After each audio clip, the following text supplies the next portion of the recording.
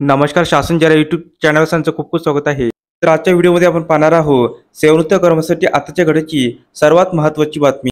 त्या संदर्भात व्हिडिओच्या माध्यमातून संपूर्ण अपडेट सविस्तरपणे पाहण्यात चला सुरू करूया.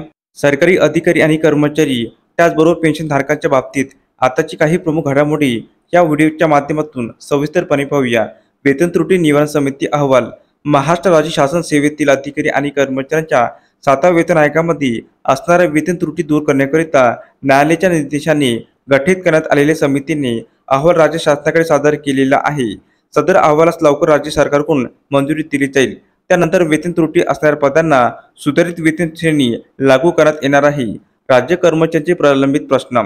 राज्य कर्मचाऱ्यांच्या प्रलंबित प्रश्नामध्ये सेवानिवृत्तीची वय 60 वर्ष करणे, आश्वासित प्रगती योजनेमधील मर्यादा स्तर रद्द करणे, दर महिन्याच्या 1 तारखेला वेतन अदा करणे, केंद्र सरकारच्या धर्तीवर आर्थिक लाभ लागू करणे, जुनी पेन्शन योजना लागू करणे, सुधारित राष्ट्रीय पेन्शन योजनेतील तरतुदी स्पष्ट करणे.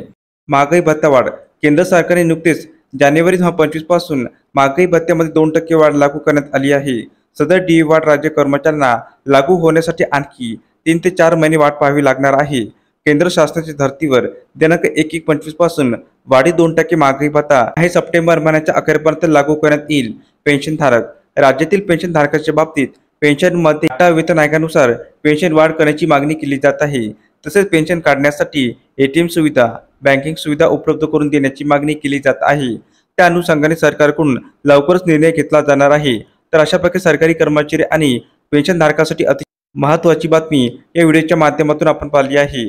तर हा व्हिडिओ आपल्याला आवडला असेल तर चॅनलला नक्की सबस्क्राईब करा, लाईक करा, कमेंट करा आणि अशाच नवीन अपडेटसाठी शासन यूट्यूब चॅनलला सबस्क्राईब करायला अजिबात विसरू नका. धन्यवाद.